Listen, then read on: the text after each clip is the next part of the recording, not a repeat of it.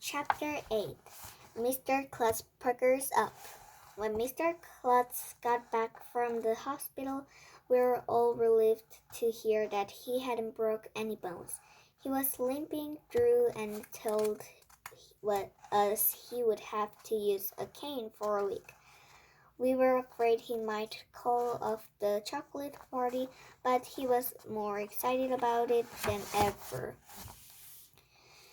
Everybody in the whole school got involved doing math problems so we could win the party, even the teachers. During library period, Mrs. Rupi asked us questions like, if the library had 100 books and you checked out 50 of them, how many would be left in the library? During music period, Mr. Hind asked us questions like, if the school only has 10 trumpets and 6 kids signed up to take trumpet lessons, how many more kids can sign up for trumpet lessons? Miss Daisy made a big tote board so we would know how many math problems we had completed. Every day, she trailed up all the math problems on her tote board. It wasn't long before the school had finished 1,000,000 math problems. Andrea did the problems that put us over the top, of course. I hate her. On the night of the chocolate party, you should have seen the gym. They had music and games, and tablets were set up with chocolate chip cookies, chocolate cake, chocolate muffins, and even broccoli covered with chocolate. Yuck. By the end of the party, I thought I was going to throw up. It was the greatest night of my life. At 9 o'clock, somebody came in with this big pig on a leash. I don't know where that got it. The zoo, I guess. We all watched as the pig was brought over to Mr. Klutz. He wrinkled his face up and acted like he was all disgusted. Mr. Klutz, that is not the pig. When he bent over and kissed the pig on the lips, the whole school went crazy. Even the pig freaked out, oinking and squealing and running around the gym until the grown-ups were able to catch it. It was a real Kodak moment, if you ask me. Chapter 9. I pledge allegiance to Mr. Klutz. I want to congratulate all you kids. Mr. Klutz said over the loudspeaker on Monday morning during announcements. You did it! 1,000,000 math problems. That's quite an accomplishment. See, all you needed was a little incentive. This has been such a huge success that I have decided to change you again. He continued, Election Day is coming up in November. This is a very important day in America. I think every child in this school should write an essay about what it means to have an election. And if you achieve this goal by election day, I will climb the flagpole in front of the school and recite the Pledge of Allegiance when I get to the top. I hope he doesn't hurt himself again, said Emily. I'll write my essay during recess, said Andrea, who always does everything the second any grown-up tell her to instead of waiting as long as possible, like a normal kid. Could we just write one essay for the whole class? I asked Miss Daisy. That would be a lot easier. Mr. Klutz's voice came out of the loudspeaker again. I know some of you will ask if you can write a class essay. The answer is no. If you want to see me shiny up the flagpole, each student must write their own essay. That's my final offer. Take it or leave it. And I'll tell you what. when we have all the essays, I will send them to the president to read. Have a nice day." The thought of the President of the United States reading our personal words was pretty cool, I had to admit. Everybody finished their election day essays so quickly. We were done a week before election day. Some kids, like Andrea, even wrote 2 essays. On the morning of election days, all the students and teachers gathered on the grass in front of the school. Mr. Klutz came out of the door. He was wearing a red, white, and blue Uncle Sam costume. He also had on sneakers and one of those harnesses that lumberjacks used to climb trees. His leg was all better and he didn't walk with a cane anymore. We all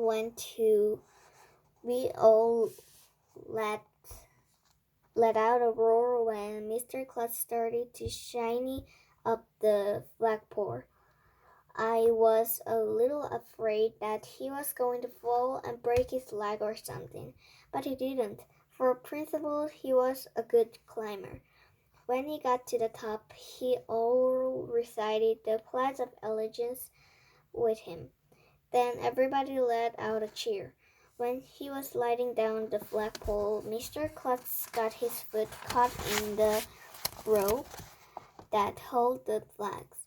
As he was trying to get his foot loose, his hand slipped and he fell. The next thing we knew, Mr. Klutz was hanging upside down from the flagpole. His Uncle Sam hat fell up. Everybody gasped. Mr. Klutz was just hanging there, halfway up the flagpole, like he was another flag. He was another flag or something. It would have been the funniest thing in the history of the world if we didn't honestly think Mr. Klutz was going to fall and land on his head. "Help!" he shouted. "My foot is caught in the rope. Quick, get some pads from the gym for him to land on," yelled Miss Ruppy, the school librarian. "Call the fire department," yelled Miss Cooney, the nurse. Everybody was running around like crazy, and nobody knew what to do. It looked like Mr. Klutz would have to just hang there from the flagpole all day. He'll figure a way out of this, I told the kids in my class. When blood rushes to his head, it helps him think. But it was Miss Daisy who came up with a great idea. She went over to the bottom of the flagpole where the rope is tied up. She took a knot out and held both ends out the rope tight. Then slowly and carefully she began to let out some ropes and lower Mr. Klutz down the flagpole, just like he was a regular flag.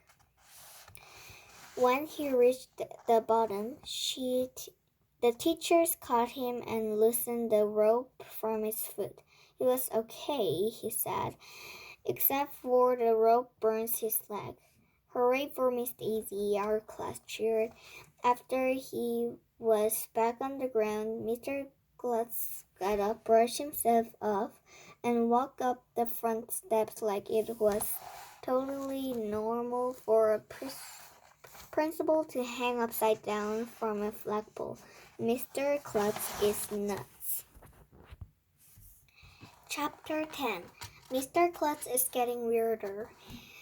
"Your election day essays were fantastic," Mr. Klutz told our class the next morning. He had a big bandage wrapped around his head.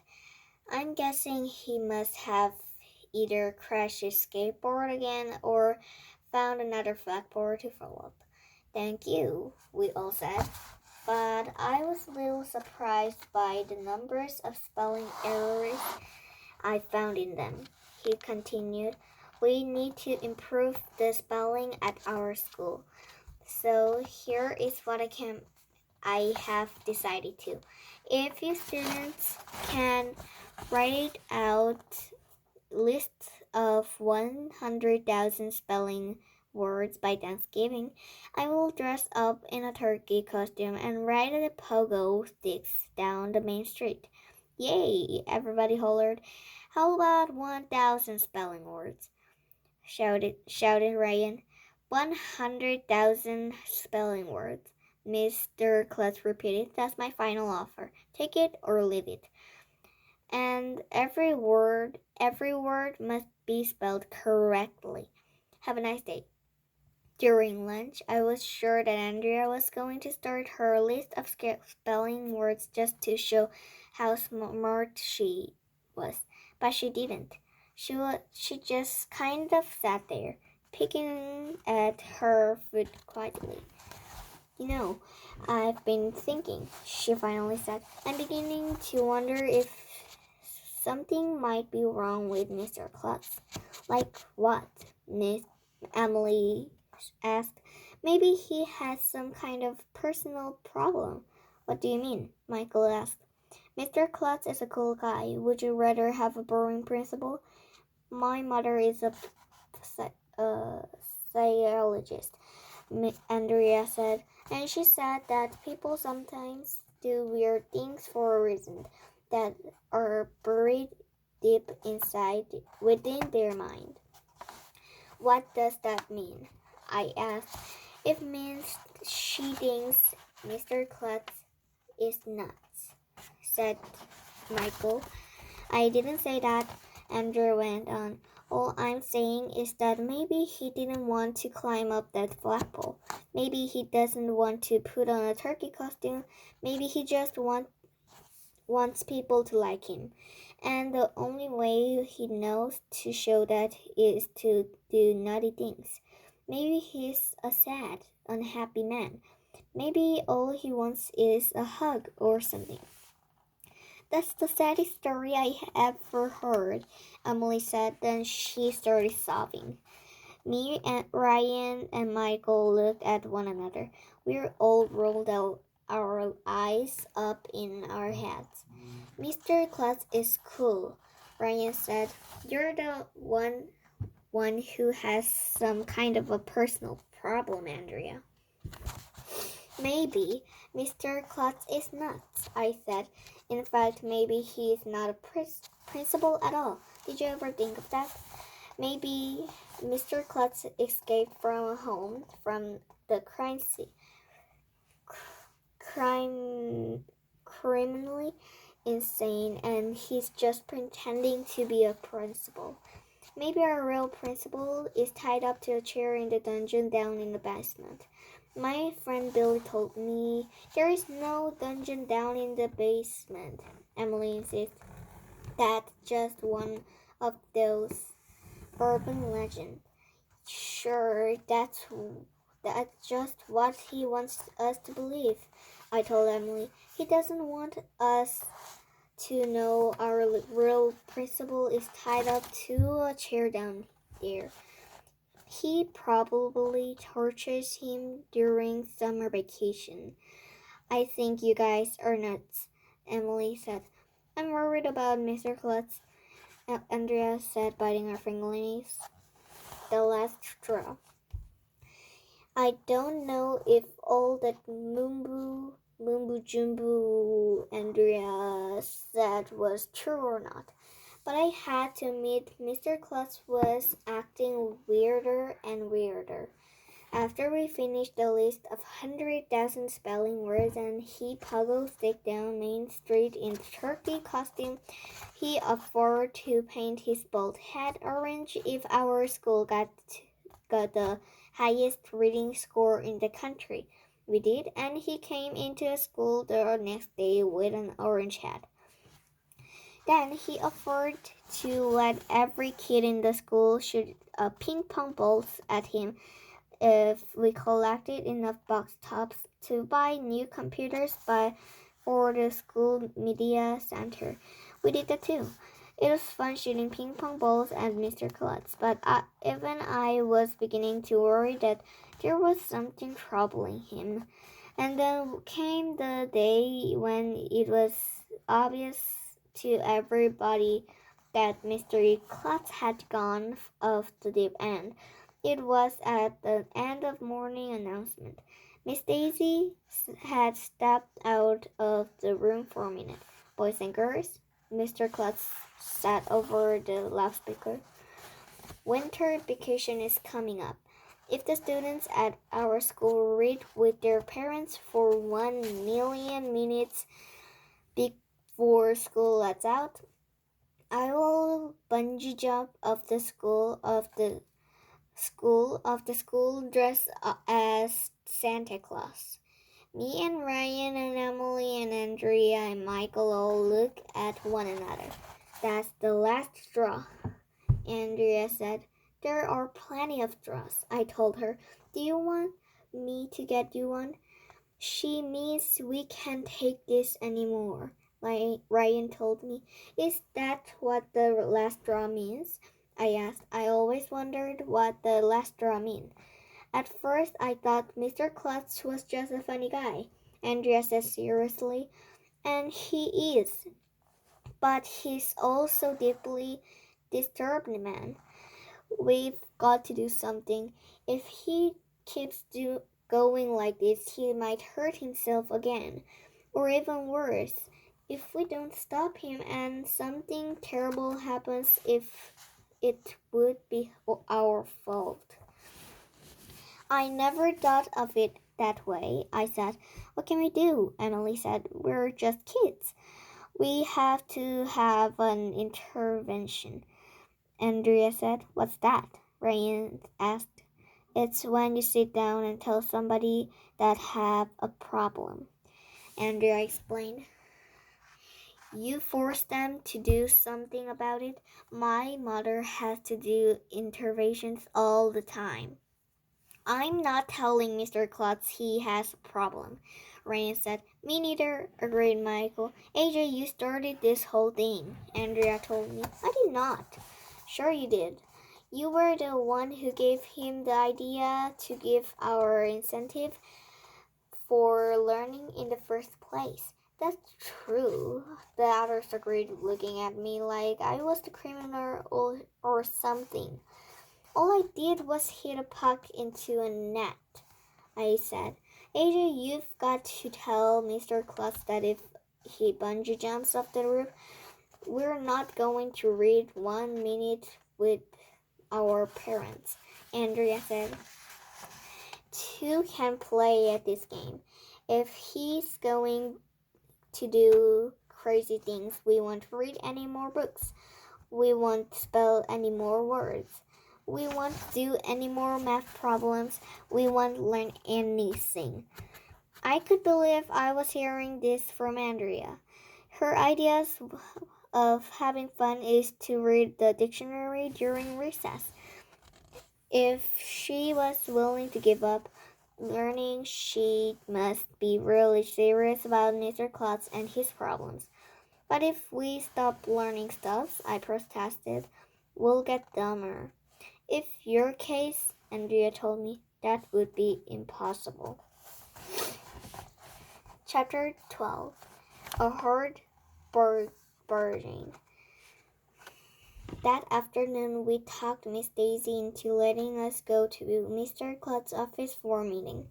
We need to speak with Mr. Klutz, Andrea told the school secretary. It's very important. It's a matter of life and death, Ryan said. The secretary let us in. Mr. Klutz wasn't hanging from the hill selling or anything. He had boxing gloves and he was punching his punching bag. May I help you kids? He said. He asked. Go ahead, AJ, Andrea said, giving me a shove from behind. Mr. Klutz, I told him, we have come to make a deal with you. Really? What kind of deal? We decided that we will read 1,000,000 minutes with our parents, but only if you don't jump off the roof. Only if I don't jump off the roof, he said, looking puzzled. But I was going to jump off the roof as an incentive to encourage you to read with your parents at night. Well, we're going to read with our parents at night as an incentive to make you not jump off the roof. This is highly unusual, Mr. Klutz said. I thought the principal should offer the students incentives, not the way around. Your incentives have been getting more and more dangerous, Andrea told him. We're afraid that you might get killed trying to help us learn. Yeah, and if you die, we'll feel guilty, I added. No, let me get this straight, Mr. Klutz said. I offer to jump off the roof if you read a million minutes at night with your parents. But you're saying you will only read a million minutes with your parents if I don't jump off the roof, correct? That's right, we said. What if I jumped off the basketball backboard in the gym into a swimming pool filled with foam blocks? Mr. Klutz asked. Would that be okay? No, we all said. Can I wear a suit made of bubble wrap and jump off the stage in the auditorium? No. No jumping off anything. And you insist, not if you want us to read, write, or do math. That's our final offer. Take it or leave it. You drive a hard burden, Mr. Klutz sighed. Okay, I won't jump. Have a nice day, we all said. Chapter 13. For poor Mr. Klutz. The kids in the other grades were disappointed when they heard that Mr. Klutz had changed his mind about bungee jumping off the roof of the school. Some of them were even mad at us for stopping him. But when it was announced that there would be a field trip to Waterworld if we reached our goal instead, they stopped being mad. Waterworld is probably the coolest work in California. A few days before vacation, the school still hadn't reached our goal of a million minutes of reading with our parents. It looked like we're not going to make it in time. Then Mr. Klutz got on a loudspeaker during morning announcement. Students, there are 3 more nights to go before vacation, he told us. I hate to do this, but if you don't reach your goal by Friday, the field trip to Waterworld will be called off, and I will have no choice but to jump off the roof. Have a nice day. After hearing that, everybody started reading with their parents like crazy, even the 6th graders who say that reading isn't cool. Everybody wanted to go to Waterworld. We reached a million minutes the day before school let out for vacation. The field trip to Waterworld was awesome. They have about 100 giant water slides, and in some of them you slid in the dark with laser beams shooting all over the place. We got to eat as much pizza and ice cream as we wanted. They also had one of those giant inflatable moon bounce thingies where you jump around like crazy inside it. After water sliding, eating all that junk food, and bouncing in the moon bounce, I thought I was going to throw up. It was the greatest day of my life. Me and Ryan and Emily and Andrea and Michael were looking for Mr. Klutz to thank him. We looked found him standing next to the moonbound thingy. Great party, I told Mr. Klutz, and he all gave him a big hug. If you ask me, you're the greatest principal in the history of the world. Thanks, AJ. See, you didn't need to bungee jump off the school to make us learn. Andrew said, I guess not, Mr. Klutz said. He was looking up at the moonbounce, but I was thinking, if we brought one of this moonbounce thingy out to the front of the school, and I went to on the roof, no, we all yelled. I wouldn't even need to bungee cord, no. It's pretty no. I think it's going to be a very hard work helping Mr. Klutz get over this need he has to do nothing things. Maybe by June, if the whole school works together, we might be able to cure him. But it won't be easy. The end.